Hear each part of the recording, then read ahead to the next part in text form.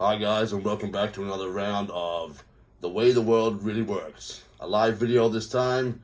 Thought I'd give you the rundown on something drastic that's happening in the world right now.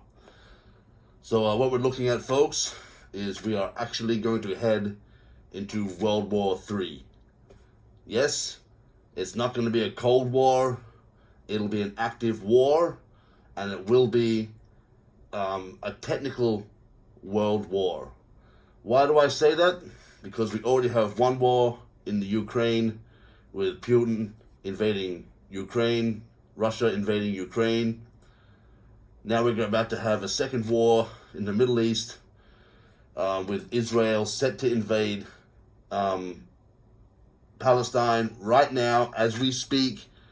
As I'm filming this, he has amassed, sorry, I got an itch there. He has amassed Netanyahu has amassed, the Prime Minister of Israel has amassed over 300,000 ground troops ready to invade the Gaza Strip and ready to invade Palestine in general. Now, what we're looking at is, that's not a small invasion, folks. That's massive, okay? As far as I'm aware, the report on the news just tonight said 358, I think it was. So nearly 360,000 people. That's 1/3 of a million. Soldiers are lined up at the Gaza Strip ready to invade Palestine. Now, I'm not taking sides in any of this, but I'll give you a brief, quick history lesson on who Israel are, where they have come from, and why they are doing this. Prior to World War II, Israel didn't exist as a country. There was no such thing as Israel. Israel was granted land after World War II ended because of their treatment by the Nazis in World War II and the Holocaust and all of that and the massive amount of lives they lost in Europe. They were granted a homeland. That homeland happened to be Palestine. And they were given the edge of Palestine, right up to Gaza Strip, and they were granted that as their homeland, and that was founded as Israel, something around 1948 or something like that, just after World War II ended, directly after it ended. Now, maybe they do deserve some land, and these people do come from that area thousands of years ago. But the problem is, so do the Palestinians. The Palestinians come from that area tens of thousands of years ago. Going back to caveman days, they have occupied that area of the Levant in the Middle East, the edge of the Middle East there. Now, they were granted the land from Palestine because they come from that area originally, and also because Palestine was heavily involved with Hitler during World War II, and as a result of them losing the war, their punishment was to lose part of their country to Israel. Israel then immediately decided to keep pushing for more and more land, constantly fighting over the Gaza Strip as where it's come to, because they've pushed all the way through Palestine and made it to the Gaza Strip. Okay, now the Gaza Strip has been the most fought after piece of land for the last 80 years in the Middle East, regardless of the wars in Afghanistan and Iraq and other things from the war on terror. No, this has been going on for 80 years. 80 years, okay? And it's come to a head at the Gaza Strip, and it's been constant fighting there for decades now. Now, the problem with Palestine is that they're still a bit of a military country ever since World War II, and because of that, they were very easily overtaken by a terrorist organization called Hamas. Now, Hamas are not good guys, okay? They're like the Taliban in Palestine, basically, okay? They're not cool. But the Palestinian people can't do much about that because they're a military dictatorship because of Hamas. Hamas are a registered world terrorist organization, okay? This is why Israel don't play nice with Palestine, and this is why every time Palestine or Hamas attack Israel, Israel just respond with the full force of their military, which is what they're doing right now. Over 300,000 people are staged to enter the Gaza Strip right now. It's one of the biggest military invasions in modern history. Okay?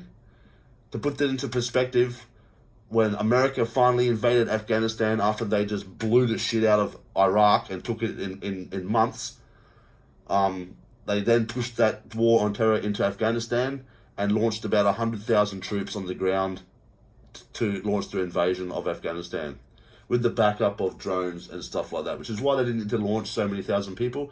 I don't think it was even 100,000. Okay, I haven't looked up that statistic, but I know it was well under 300. Okay, we're talking 1/3 people, folks. That's huge, massive. It's a massive military invasion, if you want to name it that, into Palestine, happening as we speak right now. As I'm filming this right now, they're on the border, waiting for the call from Netanyahu to say, go, launch into fucking, into Gaza Strip. Just take him out. Finally take him out. Now, this could end Hamas. It's possible.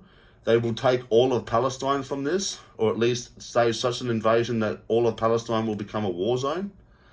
The problem with all this is, and why I say this is actually going to become World War III, is because both sides of Israel and Palestine, and both sides of the Ukraine and Russia, are being funneled resources from all the major players in the world today.